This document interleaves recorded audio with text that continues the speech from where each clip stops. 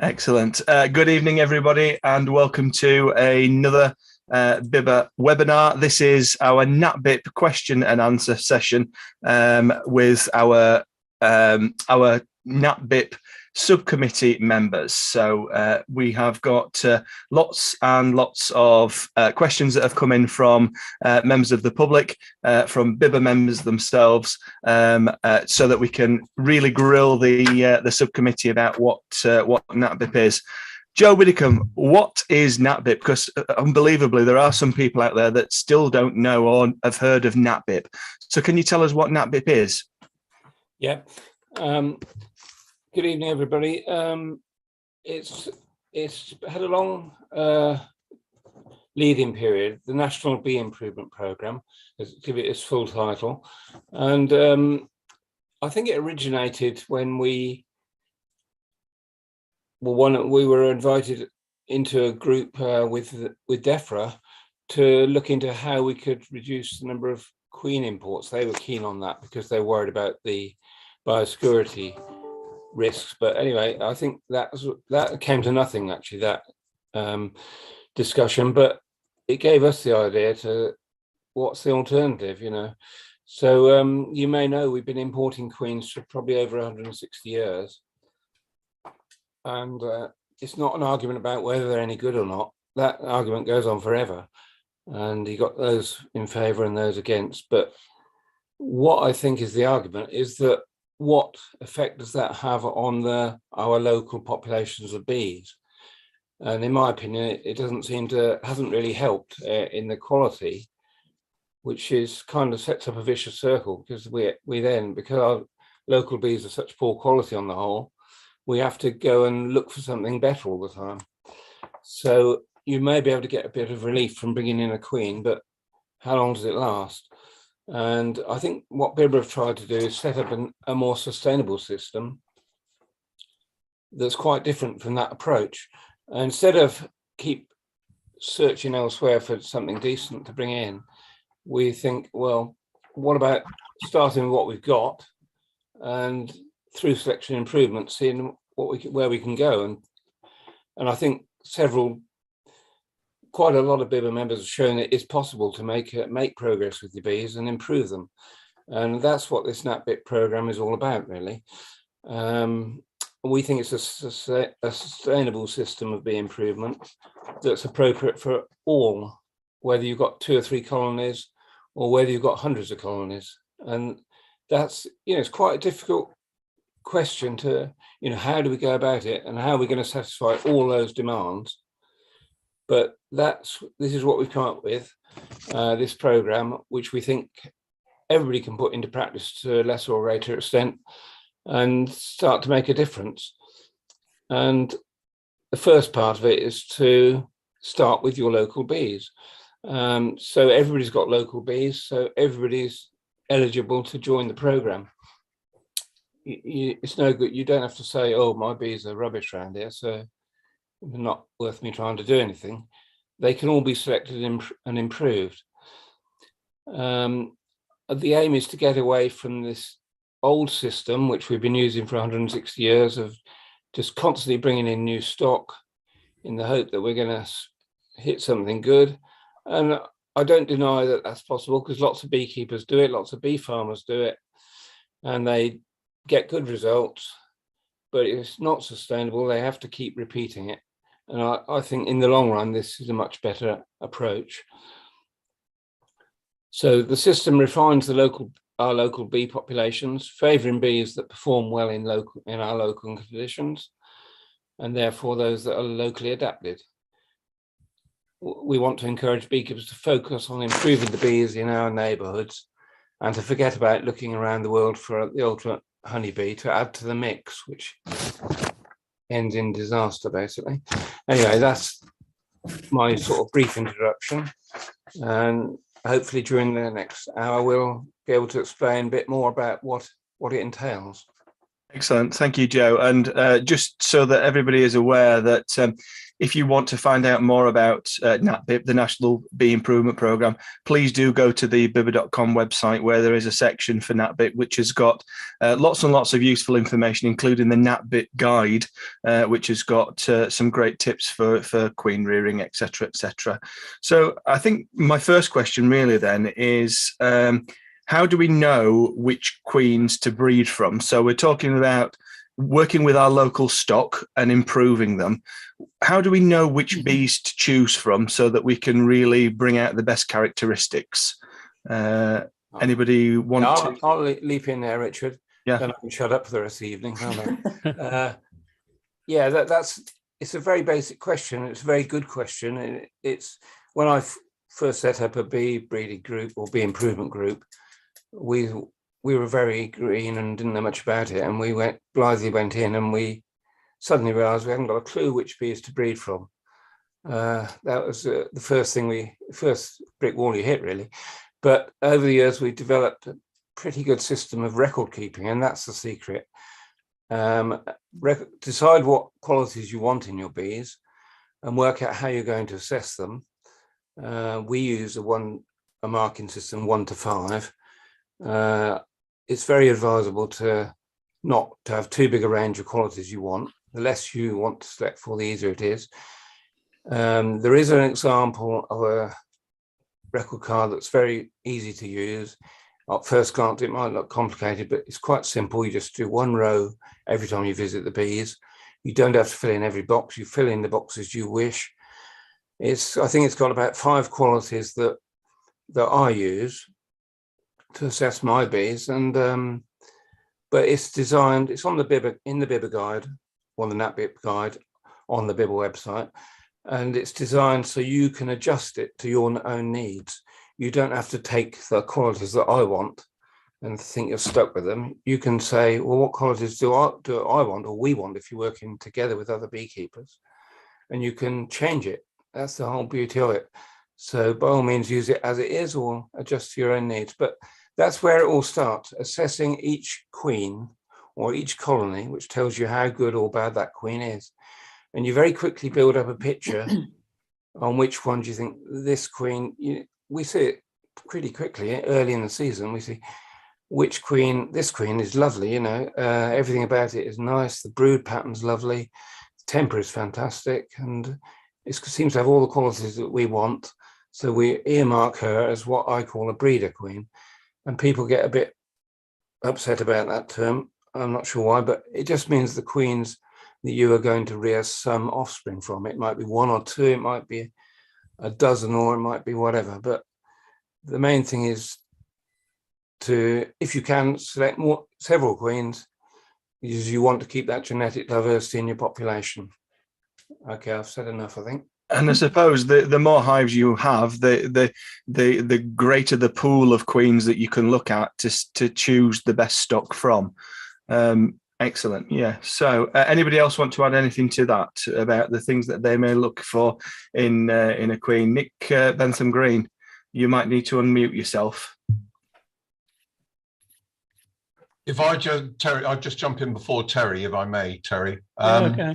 One of the key things that I mean, Joe, I was involved with Joe's bee improvement group back in 2009. I think it was Joe, with the BIPCO, which is Bee Improvement Program for Cornwall. And ever since then, I've sort of got turned on to the whole idea of improving queens. And since that day, I've never had to buy in a queen because I've always bred my own. One of the key things that you have a list of criteria, and you decide as a beekeeper what the order of preference that you want. For me, number 1, top of the list is temper, and I like very well behaved bees. I don't want to be attacked as I go to the hive, and I don't want to be pursued as I leave the hive. And so, and by running a bee improvement program over a number of years, you continue to select from the bees that you've got. For me, for temperament, and then the rest of it all just seems to fall into place as a consequence of natural selection.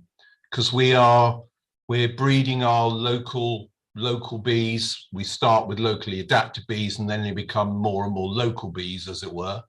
And other things like running them on a single brood box, and things like hygienic behavior. I haven't treated my bees for varroa treatment. I haven't treated them for about 10 years now. And the bees' natural selection has brought about that, the fact that I'm able to do that. Terry, you wanted to say something. Yeah, I think anyone, if you're new to the craft, fairly new to it, and that it would be a good idea to purchase the Beowulf Cooper book, Honeybees of the British Isles, and read that, because a colony assessment, if you're assessing for native bees, it's described in detail in that book, and it would help greatly, I think.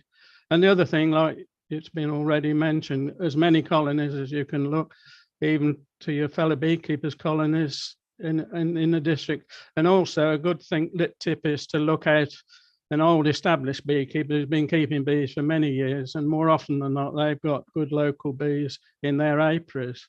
So they were things I would add to what's already been said. Yeah, excellent.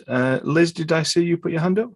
Yeah, I did. And I think, I mean, I've come to queen rearing in the last couple of seasons, and I live in Wales, and it's quite a tough area for bees.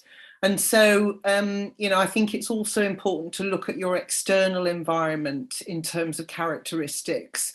You know I've got to have a tough and hardy bee to get through our wet winter summers and winters. And that has been, you know, I've got one particular queen who is so frugal, it's incredible.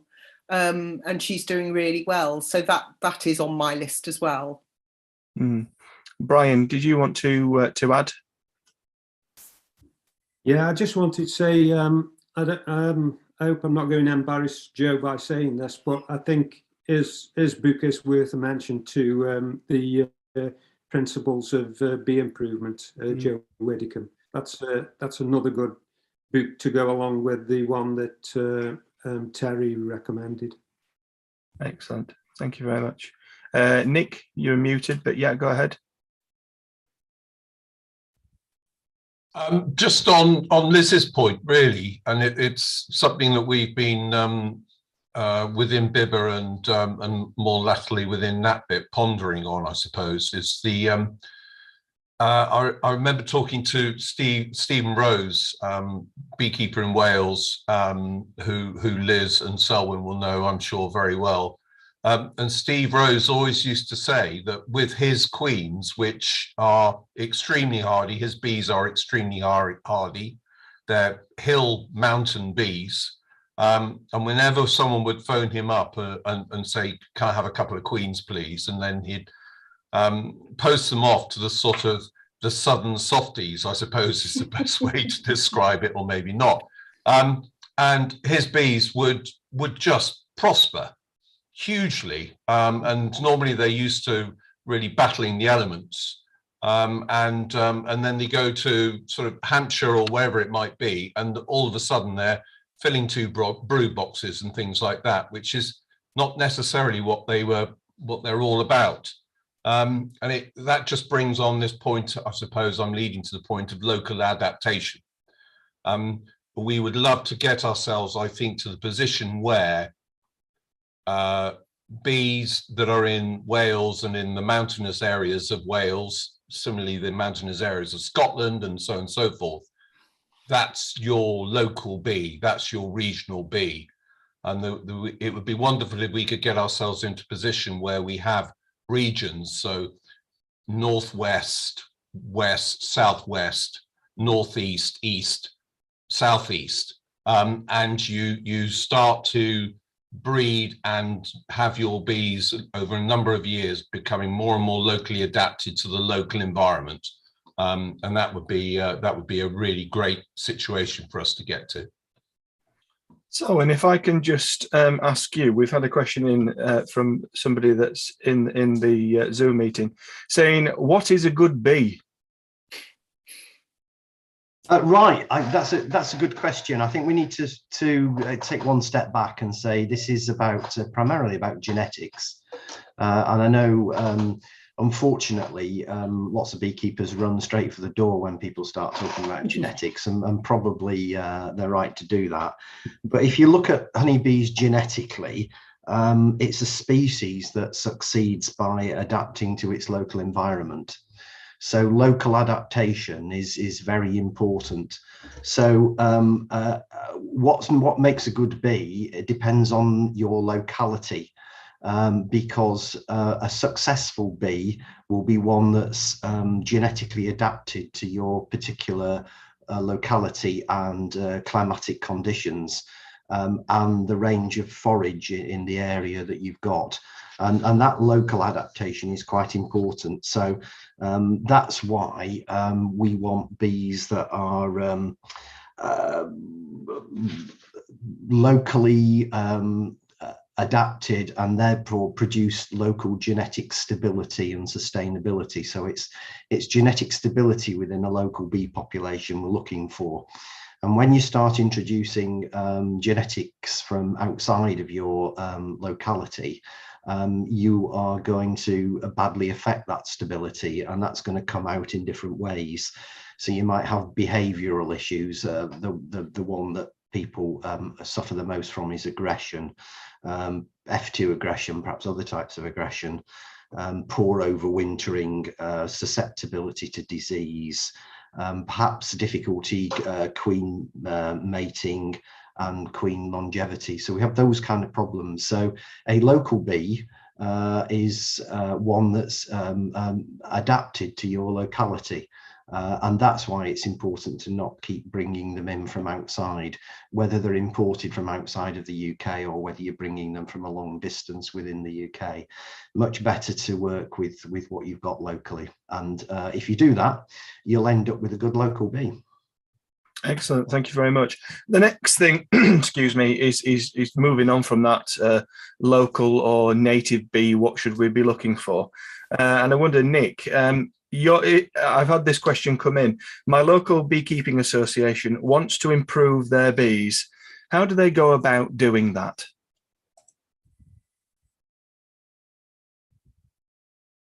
I think one of the key things is it's a softly approach. Within the association, you need to for our local group, you need to everybody needs to be on board. All the beekeepers need to be on board, and the whole thing with NatBIP and local bees and local adapted bees and trying endeavoring to stop imports is, for the hobby beekeeper and the small scale commercial beekeeper, it just makes sense. And if you can persuade your local association, your local group, that it does make sense, doesn't it? Then you're on a winner. But it takes time, and there's no good sort of there's no point in locking horns on this, because otherwise people get into very entrenched positions, and that's just not going to work. So what we've done with our local group over the last 2 or 3 years is just agree amongst us all, sort of at one of our beekeeping evening beekeeping meetings, we brought it up as a sort of, not an agenda item, just a discussion point.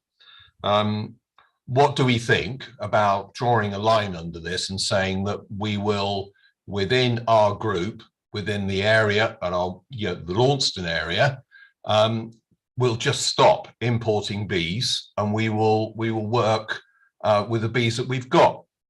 But going back a couple of years, when I was talking to people about native bees and AMM, then the guards almost came up straight away. And I think it's because people beekeepers were just listening to a message, or they thought they were having a message saying, stop keeping your own bees and stop the bees that you're very happy with, and go for a native honeybee. the NatBIP message isn't that. It's modified, and it's local bees, locally adapted bees, and that's a much more acceptable message. So when I put that to the Launceston group, the ears were open, and a number of beekeepers within the group who've been keeping bees longer than I have, and have kept their own bees, and they haven't imported bees for years and years and years, going, right, Nick's message isn't here, get rid of your bees and go AMM. It's more subtle than that, and it's a journey. And so once that message was across in my local association, then all of a sudden we've got our own bees, and bees from queens from other members within the Launceston Association in the teaching apiary.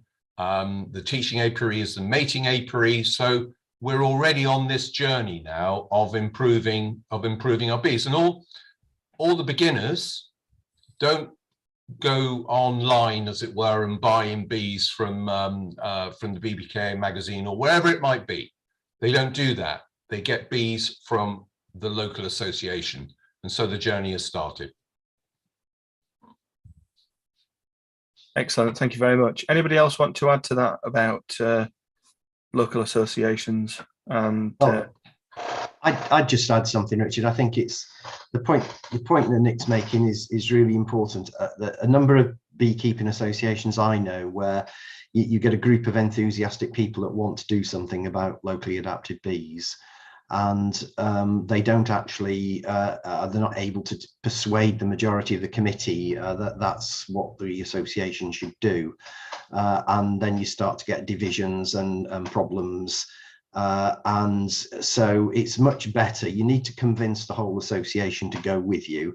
If you're not able to do that, then you perhaps need to think about setting up your own local group amongst those that are committed and want to do something about it.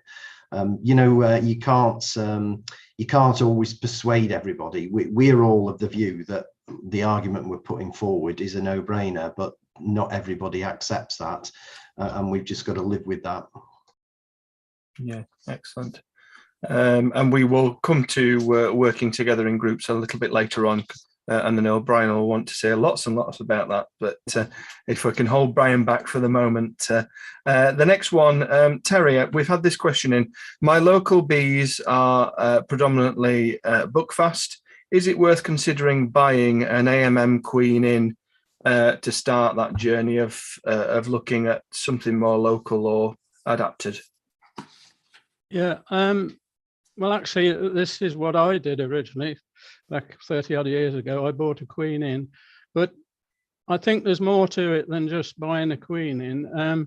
If you're surrounded with buckfast, as was mentioned, and you just buy a queen in and you do nothing with that queen, if it's an AMM queen, you have it as a colony in your garden or your apiary and just leave it like that. It's really a waste of a good queen. I think if you're going to buy an AMM queen in, you need to have a plan to raise as many queens as you can from that queen. Even if you don't need all of them, you can distribute them in the area and that, because if you can get enough of the right queens in your area, you're then producing drones and you can begin to dominate that area and get to the queens where you want to be. But if you just, as I say, buy a queen, leave her in the colony and do nothing, it's almost a waste of a good quality queen. You'd better to let someone else have it. It would raise plenty of queens from it. That's the message I will send out. Yeah, it's quite a tricky one. It works quite well. I mean, I've had people buying queens from me all over the place, really. And what they do, some of them have been quite successful, because what they do is they keep they rear lots of queens from them, and they keep selecting whatever does best in their area. So they're getting to the same point as everybody else, basically. Yeah. It's all coming back to what does well in your local area, and they're the ones you select. So you're building up this local adaptation in your population. And I think the reason people want to do that is because, as we said, some areas seem quite difficult, very mixed bees and so on, and it can take a long time. I started with the local bees in my area, but it's taken a long time to get a more consistent strain, and perhaps bringing in bees of a certain type may help you to speed up the process.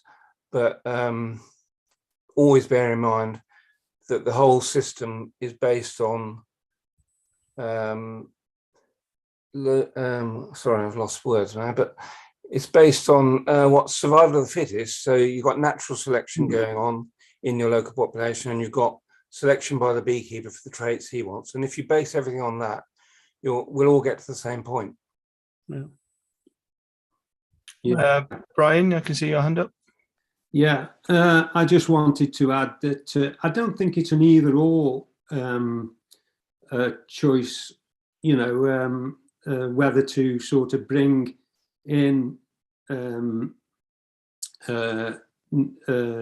AMM or, you know, work with the bees that you've got. I think if you use both, then you're kind of you've got both strands going, and you're improving your chance of bettering your bees. I know that I with my bees, I mean the NatBIP program wasn't running when I first had my bees, but it was just purely by accident really that I stumbled on it, and managing them in a similar way to what NatBIP is suggesting, and it took a while, but they gradually darkened over time. And I know that dark bees doesn't necessarily say that they're AMM, but you know, or neonated, but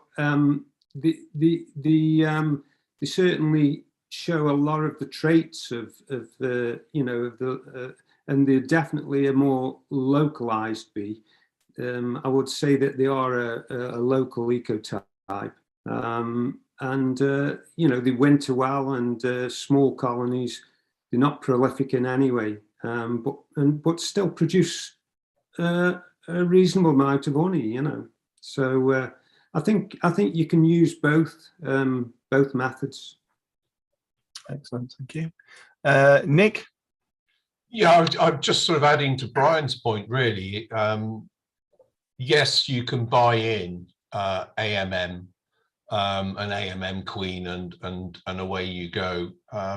But that sort of there's a brilliant opportunity if you're working as a group or as a local association who's decided to go down the NatBIP path, for want of better expression, and that is over a period of years improving your bees. So you start with your locally adapted bee, you all get together and it's a team effort, and then over the years you can see your bees improving and improving and improving, and as Brian says, getting more and more locally adapted and more local traits. You can see the color of the bee train changing and all those sort of things, and there's a great deal of pleasure to be had from that, and you know, it's a really good way to go about business. So two ways you can go: buy in an AMM queen and away you go, or a number of AMM queens, or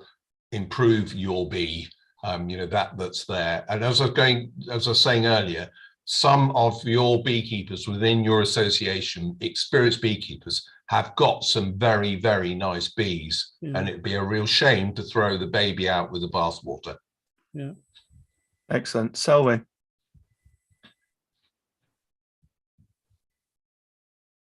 Right, sorry, I just wanted to pick up on a couple of points really. It's first to be a little cautious that there's some of you may know there's a academic study going back to the 1960s from France, which illustrated the problems of moving bees around, queens around the country, or moving whole colonies, in fact.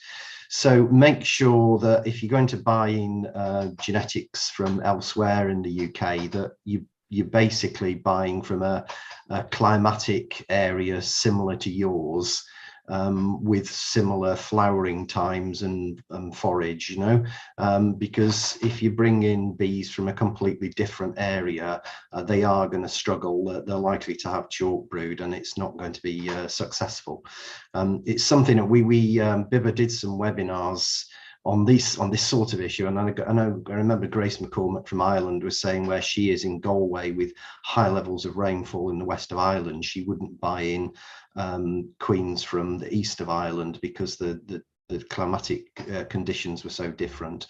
And that's certainly the case with me. I'm from West Wales, over 50 inches of rain a year on average. It would be no good me buying in a queen from Cambridgeshire with 12 or 14 inches of rainfall and different you know, forage habitat. So I think it's a good idea to get you started and to help you along, but be careful that you actually are buying from a good source from the point of view of climate. The other thing just to mention is what the problem we've got to do is also we've got to make sure we don't fall into the trap of not having sufficient genetic diversity within colonies. What we're trying to do is stop different subspecies mixing and causing genetic instability, but we do need genetic diversity within the colony. So don't forget about the drones. Terry mentioned that, but obviously the whole thing works on polyandry, so your queen is mating with up to 15 drones, so don't forget about the quality of the drones and the quantity of the drones you've got. So don't just be focused entirely on the queen. Excellent, thank you, Selwyn. Anybody want to add anything to that section? Don't go far, Selwyn, if nobody wants to add, because our next section is about the best way to rear queens. And I know, Selwyn, you do things slightly differently than some of the others on the panel. So I thought that it might be a good idea just to, it's not necessarily queen rearing, but colony increase in your case. How do you go about well, I'm very focused around using natural queen cells, Richard. That's partly to do with time. I'm someone that's got a shortage of time, so I don't really, although I've done grafting and used some of the other techniques, I don't really have time to do that.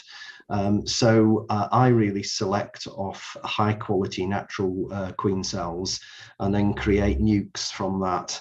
And that works extremely well for me. I'm obviously selecting, so I'm doing what Joe suggested at the beginning. I've got a record card, so I won't be creating nukes from colonies that I don't feel I should be breeding from. But I don't at the moment use some of the other techniques. And I would say to people, if you're concerned about some of the queen rearing techniques, and I know I've been in many bee meetings where people listen to queen rearing and you can see their eyes glazing over and they're nodding sagely because they don't want to appear like they don't know what they're doing, but they're all going to head out the door, and you know full well that they're not going to attempt any of it at all. And in fact, if you're not careful, it puts people off completely. So I would say, you know, using natural queen cells, know the difference between the different cells when you see them, know how to handle them, and know how to cut them out and use them. And if you can master that, then that's an easy and simple way to do queen rearing. It's not complicated. But once you've mastered that, then you can move on to the more complex ways of queen rearing. And particularly if you've got the time available and you're not got work pressures or caring responsibilities at home, and you do have a bit of time, then by all means do the other techniques. They're more than worthwhile. Excellent, thank you. So Terry, I've had another question in. I have 3 to 4 hives. What's the best method of small scale queen rearing if you're not going down the natural cell method? Well, to be honest, I would have said what Selwyn has just mentioned. That for a small scale queen rearing to me is the best method and the simplest one. You can get into the grafting and all the rest, but I would have advised what Selwyn's just gone through. And the other members of the panel, any preferred? Richard, Go for it, Joe. yeah, I'm a bit wary of using natural swarm cells because to me it does perpetuate a swarming instinct, if you like, and you really want your bees to probably swarm as little as possible. But I mean, Selwyn and Terry might be quite careful how they select those, but you do have to be careful, because I did quite a lot of, in my early days, increase from natural swarm cells, and I think I ended up with quite a swarmy bee as a result. But I've changed my policy since then, and this won't be for everyone, but I use the Queen-Right system. I graft into a Queen-Right system. I won't go into it now, but it's the system that the MBU, I think, still use, and it's certainly on the bee-based website exactly how to do it, and it works well for us. We graft 20 larvae at a time, and we can get anything from 2 to about 18 usually, but very rarely get 20. But if I was only wanting a handful of queens, and for a small scale beekeeper, he certainly doesn't want to go down that road probably. I would, and this technique is described in the NatBIP guide. Just choose your colony you want to breed from early in the season. Build it as it builds up. Build it up on 2 brood boxes. When it's quite strong, I usually bring a couple of frames of brood up to the top box. Otherwise, they might just use the top box as a super and fill it with honey, which isn't much use. You want the brood nest to extend over the 2 brood boxes. And then when the time comes, I will take the queen and 1 box away, nearby, 10 yards away, say. And a lot of the flying bees will go back to the parent site, which will have no queen because you've just taken that away, and they will rear emergency queen cells. And you can just split them up into nukes when they're mature, or cut them out and put them into nukes. You do whatever you like with them, and it's quite an easy way of getting, yes, they are natural queen cells because they're reared under the emergency, whatever the word is. But anyway, what? Impulse. Yeah, thank you. Under the emergency impulse, yeah. But they're forced to do it because they haven't got a queen. But you'll get some good queens that way. I just wanted to say, I don't know if we're going to talk a bit more about the drones at some point, Richard, are we? There is a question that's come up that's on my list of questions that we can get to, but so by all means mention it now. I think we need to say more about the drone, because obviously that is the big problem with bee breeding, bee improvement. You don't have much control as to what the queens mate with, and so that's why everybody goes on about bee breeding, because you either have an isolated mating apiary or you have instrumental insemination, so you can control exactly what drones are mating with the queen. That technique isn't much use for most of us. We haven't got that 100% isolation. Not many of us are skilled enough with the instrumental insemination. I've gone down a different road, and I think we all need to go down a different road, which I call, rather than bee breeding, I call it bee improvement, because we're focusing on an area which hopefully we can gradually saturate with the quality of bees we want. And then, because you're saturating that area with lots of colonies, and I know if you've got 2 or 3 colonies, you're thinking, how can I do that? But you do it by working with others. This is where Brian comes in. But I focus on an area, and I've got most of the colonies in the area. There are other beekeepers, but between us, we have largely got good drones in that area, and we get good matings as a result. At the beginning of the season, anything we don't like, we take out of the area.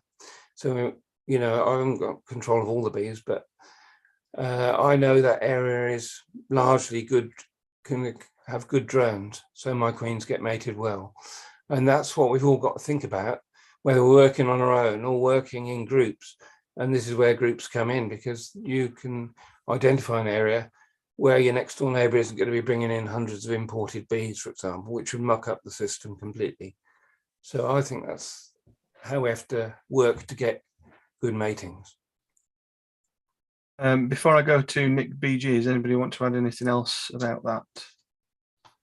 The thing I wanted to ask you about, Nick, was I know that you use mini nukes in your queen rearing operation. Just wondered if you could explain a little bit about that. Yeah. Just before I do that, just going back to Joe's and Selwyn's point, I do a number of along with the mini nukes. I also, because of time constraints, do a number of sort of queenless splits, and put in those splits a frame or a sort of a super with eggs from the queens that I want to rear from.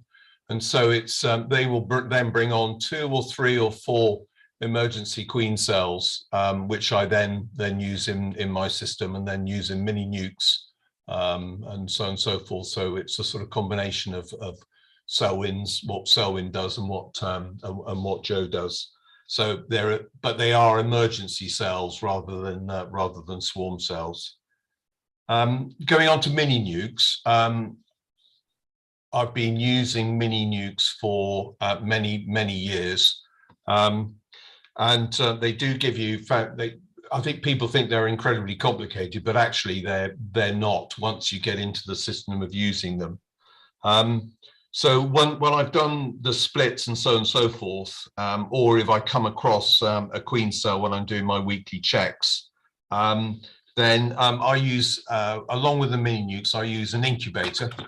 And the incubator is just it's a hen egg incubator, Brinsea incubator, or pheasant eggs or whatever. And it'll take about 35 to 40 queen cells at any one time. So when I cut the queen cells out at the appropriate time from the nukes and so on and so forth, then they go into the incubator. And the great thing and they're in a roller cage. And the great thing about that is that when the virgin queens do hatch out, you're able to observe them. So you can see if there's any deformities and so on and so forth. And I can keep them alive and doing well in the incubator once they've hatched for about 5 days, which then gives me a little bit of flexibility.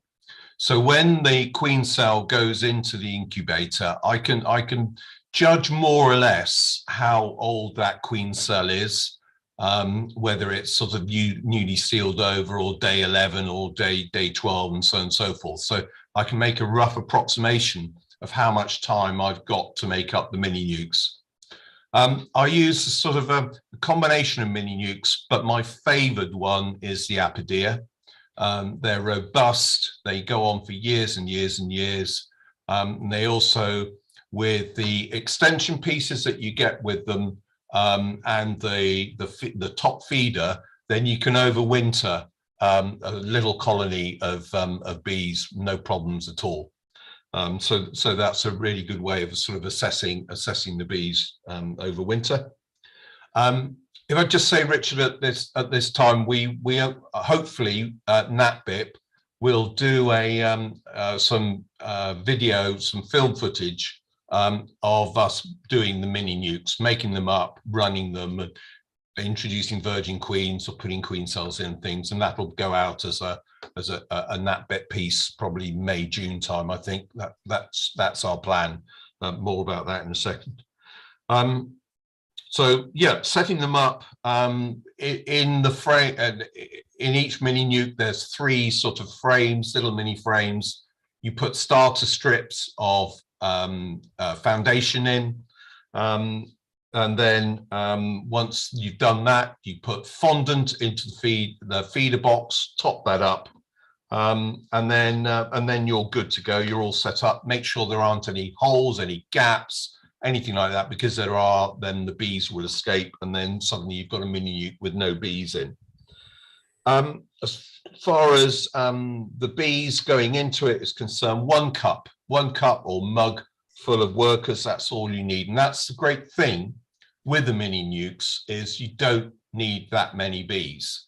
Whereas if you're setting up 3 or 4 frame nukes, you need quite a lot of bees. And for the amateur beekeeper, that's a consideration to be taken, to be thought about. 1 cup of worker bees, 1 cup, 1 mug.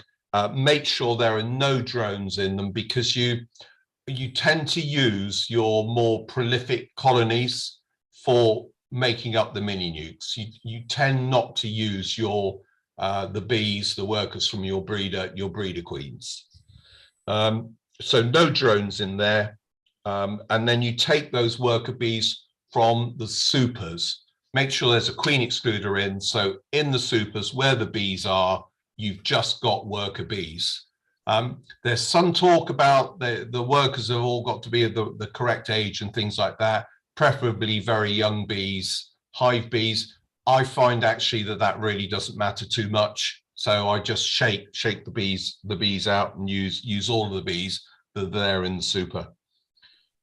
When I'm taking the bees out, a spray can of water, lift the super frame out, spray both sides with the water, and then shake the bees into a big sort of Tupperware box.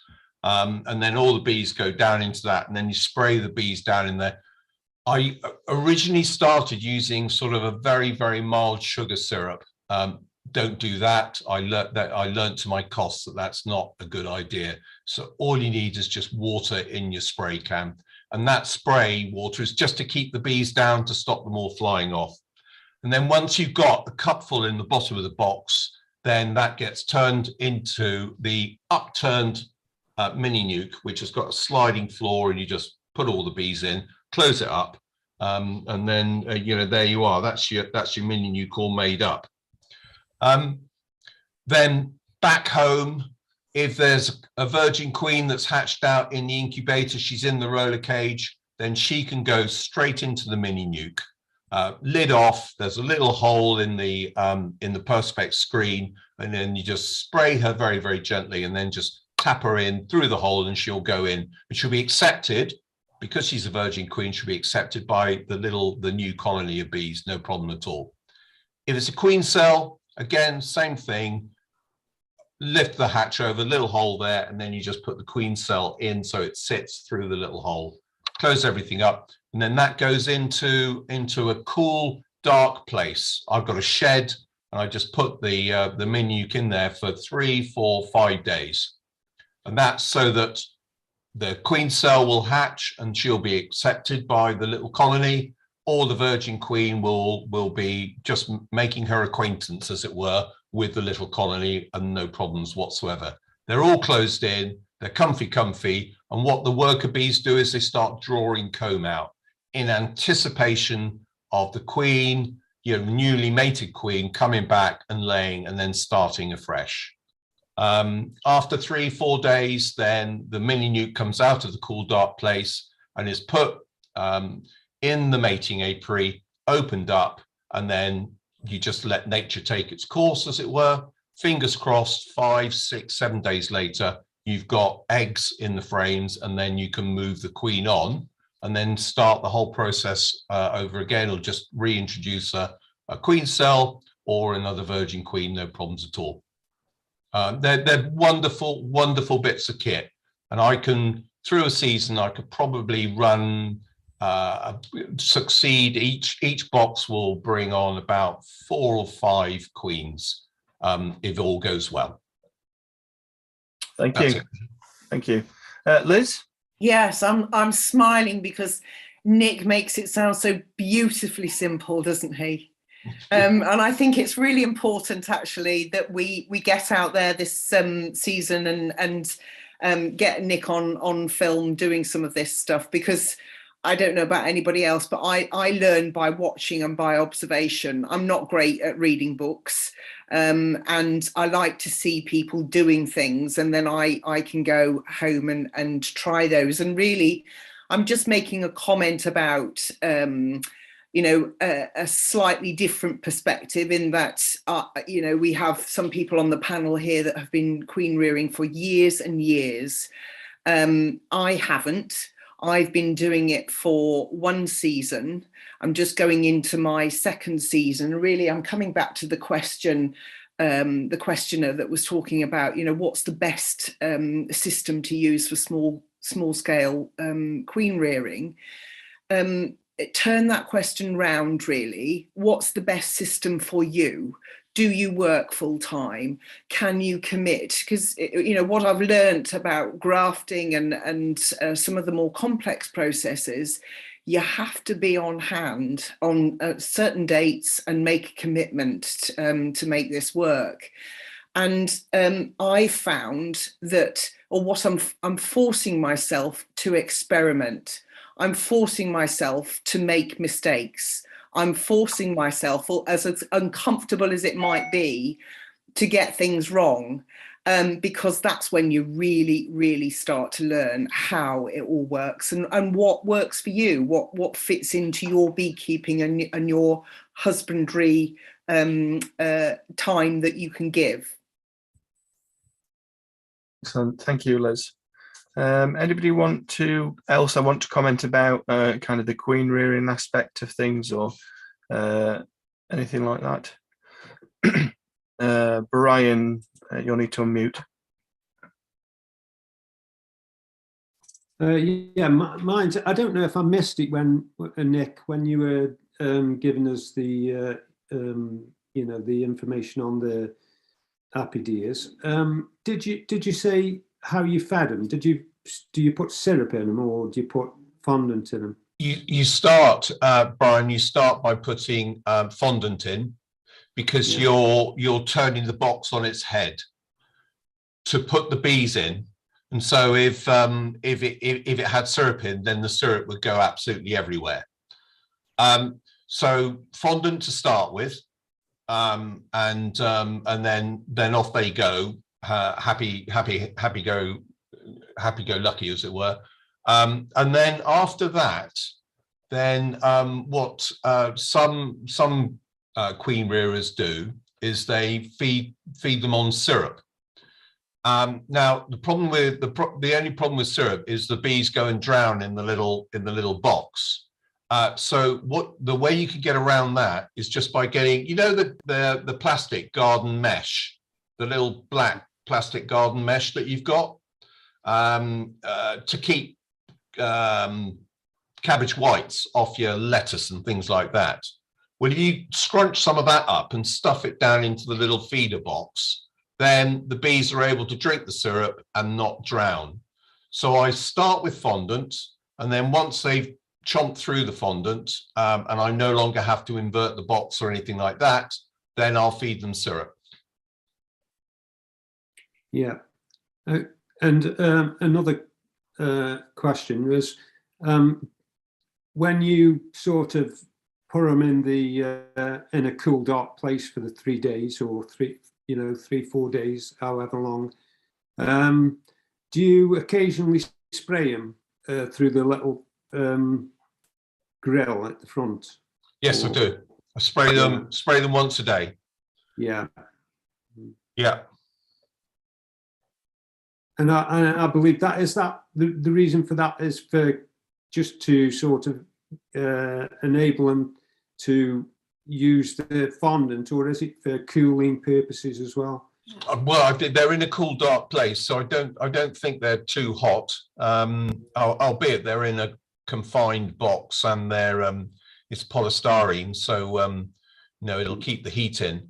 But I think it's to help them with fondant and help them creating wax, because that's what they do. I'm a firm believer in you need to keep your bees busy, because if you don't keep them busy, then they get up to mischief, and they start chewing through things, and it just becomes an absolute pain. So get them building lots and lots of wax, and I spray them once a day. Excellent. Moving on to working in groups now, because we've talked about how improving bees becomes easier if you've got more choice of colonies to look at, rather than if you've only got a small number of colonies. So working as groups. Terry, we've had a question coming. Is it possible for a local beekeeping association to form a bee improvement group? What do you think? Yes, it certainly is. Well, our local association, we formed one back in 2006, which has been fairly successful. We run it at the association apiary. It's run by the apiary manager and myself. I'm involved, and other interested members, and it's been very successful. And we supply bees and queens to the association members when required. But to form a good group, you need, well, with the association, you need like-minded people, like Nick said earlier about his area.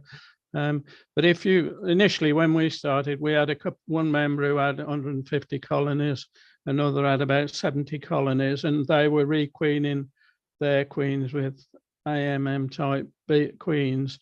And, you know, we soon helped to dominate the association area.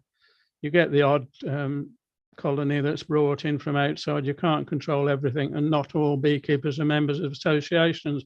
But I think it's an excellent way of, on your own, as I said, it's quite difficult in a way if you're just a small scale beekeepers with one or two eyes. But the more people you can get involved, the simpler it becomes to get your bees to be locally adapted or AMM as near as you can get. So I think, yeah, it's the big question is, like Nick said and Selwyn said, is getting the members on board. Like I'd spent 14, 15 years trying to persuade my local area association to come on board and have a group. But the thing that clinched it for me is I invited them to my apiary at home. And it had been a pretty tricky spring like this one, and it turned out that they thought my bees were much better tempered and produced more honey than the colonies they'd got. So that, you know, they were clamouring for larvae and queens, etc. But yeah, I think it is the way forward. If all associations would approach, you know, encourage their members to produce local queens, sustainable, locally adapted, you know, we wouldn't have a problem really. But it's getting to that point is the tricky bit. And Brian, if somebody wants to be involved within a bee improvement group, and perhaps their association doesn't have a bee improvement group, how can BIBBA help with that? Well, first of all, I have to say I agree with Terry, and obviously if you can sort of get your local BKA involved, then you've got a lot more resources available to you. But if that isn't the case, if you know, if you're wanting to get involved in a group, but your BKA is reluctant to get involved, then you can start by contacting ourselves, contacting BIBBA, and finding out if there is a group that's close to you. We've got a list of groups. We've got it on the BIBBA webpage. There's a number of groups that are spread throughout the country, and we're hoping to increase these as the time goes on. You know, there's on the actual each entry of each group, there's the last part of the postcode, so you can just see if that is close to yourself. If there's a postcode that's close to you, matches your own, and you're able to contact them direct and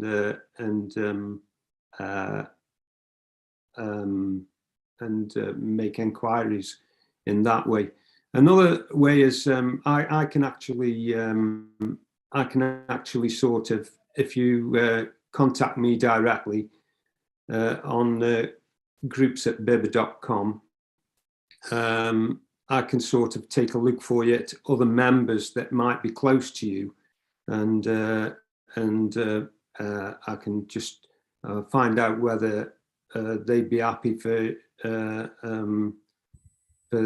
for sort of an exchange to take place, an email exchange to take place, and something could come from that.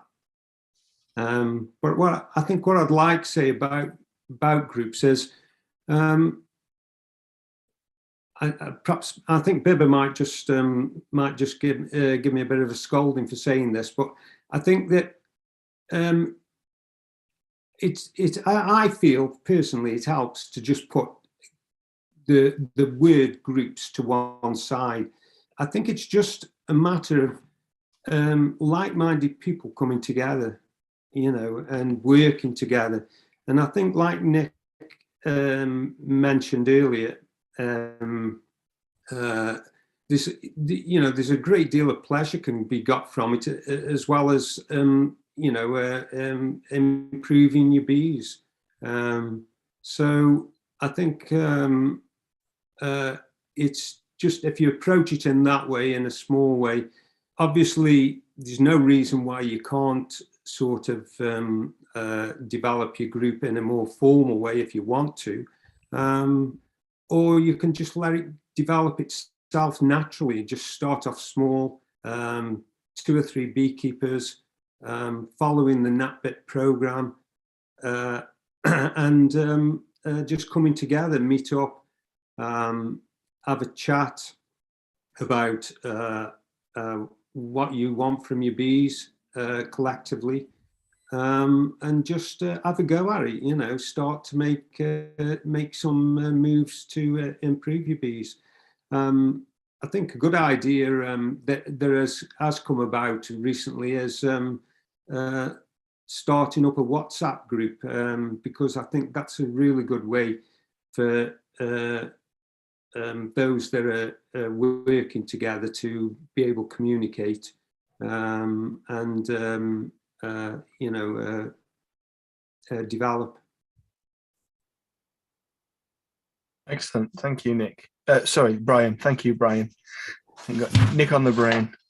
Excellent. So the other thing that I wanted to, we've had a question here about disease, and if my friend and myself are exchanging bees or colonies or equipment to carry out queen rearing and to pull together resources in terms of choosing queens, is there a risk of spreading disease? Is that to me? You can start us off, Brian. Yeah, by all means. Yeah. Well, yeah. Obviously, when there's any exchange of equipment, bees, bee stocks, then there is an element of risk that disease can be sort of passed from one to the other.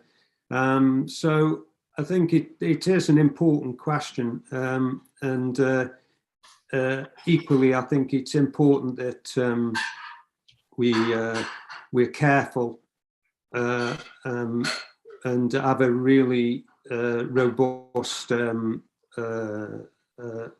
sort of hygienic approach to the beekeeping and the exchange of equipment, particularly with the foul broods.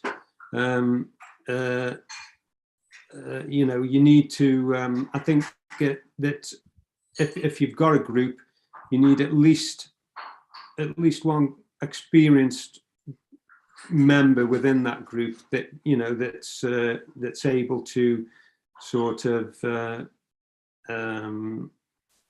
answer any questions on disease. If there's any suspicion that there is a problem, then that person could be asked. If these, if the other members are unsure or lack a little bit of sort of knowledge in that area,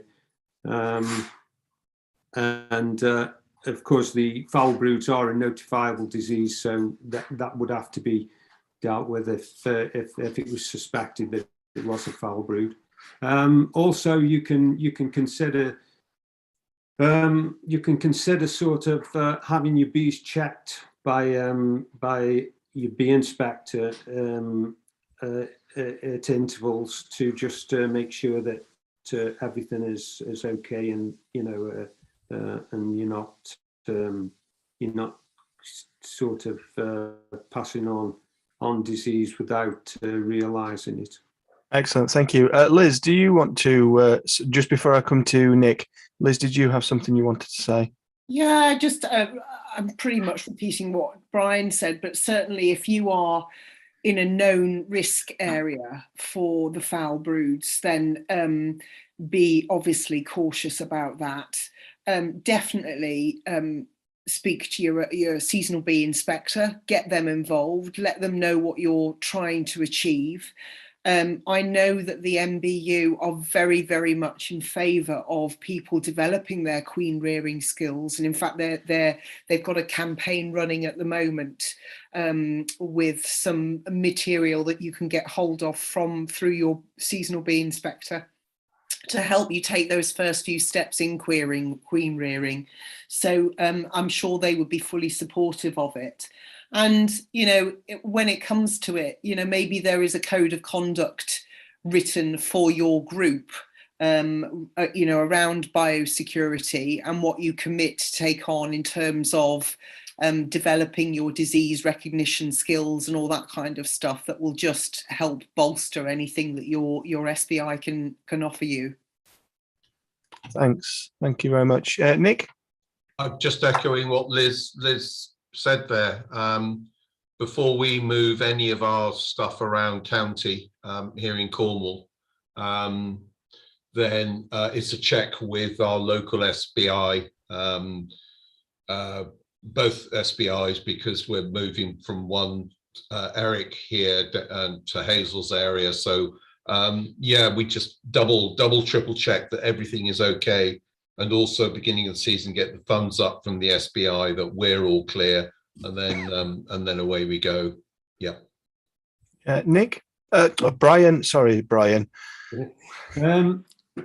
Yeah, and just had another thought. I think obviously just in our general beekeeping sort of practices and checks, we should be sort of looking for any signs of disease anyway. So that it goes without saying that just extends into the queen rearing side of things. You're always sort of looking out for disease, and also I think it's good to get into the habit come the end of the season to have a full sort of clean up of your equipment, clean your boxes and scrub down things, components, and that's again where groups come in handy, because it's you can that it's a bit of an onerous task, so it can be sort of shared out rather than you having to sort of do it all yourself. Excellent, thank you. Fabulous. So there are some other fairly quick fire questions that I just wanted to go to. I'm mindful of the time. Liz, as our marketing and communications lady, this one's probably a good one for you. You said last year that there would be a tie/lapel pin/badges with the new logo. Is this still happening? It very well could be. It's certainly still on the agenda. What we do as a marketing and communications subcommittee within the trustee base is that we meet once a month online, and we discuss the various things that need attention in terms of marketing, communications, media. We are currently undergoing a really wide-ranging review of our member benefits, our membership journey, and the experience of coming on board with BIBBA. And as part of that, we are looking at things like merchandising and helping to get the brand out into the wider community. So watch this space. There is a very good chance, I'd say it was about 98%, that you will see pin badges in the very near future. But thank you for the question. Excellent, thank you. Next one, do any of you recommend requeening all colonies each year as a matter of course? Well, I don't do that. I like them to go on if they're showing good qualities. I let them carry on. Don't forget they're a good colony. They're producing drones, and that's really important. And I did want to say a bit more about drones. Just every queen you rear from a good queen, and the record keeping tells you which are the good queens. Every queen you rear, whatever she mates with in your area, doesn't make any difference to the drones she's putting out. The drones will be good because she's come from your good queen. And that's the crucial part of these bee improvement programs, is that over time we can really build up good drones in an area. And that's the system I've worked on. I think it's been proved to work. So remember, your queens are really, the daughters of your breeder queens are really important, because I know we're going to get, especially when we start, matings are going to be all sorts of drones with them, but at least the drones they produce are okay because they're from unfertilized eggs. Fab. Nick? The actual Nick this time, and not Brian in disguise. One of my best queens is five years old. Why in heaven's name would I want to get rid of her? Yeah, true. Yeah, very good point. Brian? I think I'd just, I agree with both Nick and Joe. I'd just get rid of the queens that don't meet up to what you're after, what you require, and then remember that them colonies can be the colonies that she's adding can be, the bees can be used for making up nukes and that type of thing. One little thing I'll chip in, a little top tip that I've heard, and I'm sure it's through a BIBBA webinar, with drones being so important. If you've got colonies that you don't particularly want to breed from, you don't want them throwing out drones. So take drones from good colonies, capped drone brood from good colonies, and put it into those colonies that you don't want to breed from, to stop them wanting to bring on drones, so that the drones that they've got are from those good quality colonies that you've got. Yeah. Richard? Yes. Could I just extend on that? Just add on to that? Yeah, feel free. Yeah, I mean that's a good point that you make, and also you can put more drone comb in the or foundation, if you like, in the good colony that you've removed it from, and you will produce more drones again there. So you're producing more drones, and then move them on to one of your worst colonies to let them bring them on. Excellent. What about actively encouraging drones from selected queens? Yeah, I think that's important. I think that's just covered in what we've just said. Unfortunately, we've had an awful lot of questions that aren't really related to NatBIP and are more general beekeeping questions, and we just haven't got time to answer those here today. I'm sure Roger will be wanting to put on another question and answer session at some point to answer those more general beekeeping questions. Taking mating nukes to an isolated site, for example, the cairngorms, how many drone colonies would you take per mating nukes? Kind of ratio. Anybody want to have a stab at that one? Never done it myself. Well, I'll have a stab at it. My brother Adam used to use, I think he used to use 6 colonies for drone rearing in his mating site. We had use of his mating site a few years ago for black bees. And I took three strong colonies for drone rearing. The first batch of queens turned out pretty good. The second batch less good, and the third batch was terrible. And they were mating. It wasn't as isolated as we thought. They were mating with other drones in the area, and it's pretty harsh conditions. Our drone rearing colonies were fizzling out, so it was a bit of a dead loss. But I think you probably want 6.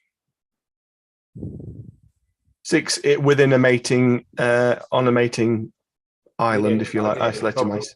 To get a nice range of. Yeah, super. That's that. I'm going to call time on this evening. We've already overrun by 20 minutes. That I think has been a really good session, and hopefully has given people more information about NatBIP.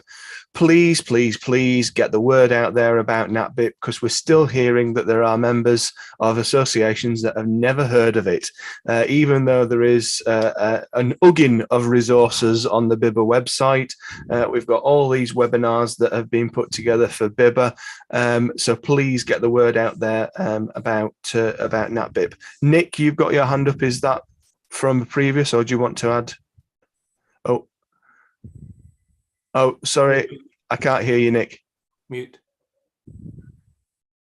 Joe said 6. I was going to say 6. So super. Good on. Yeah, so there, we're not far off from each other.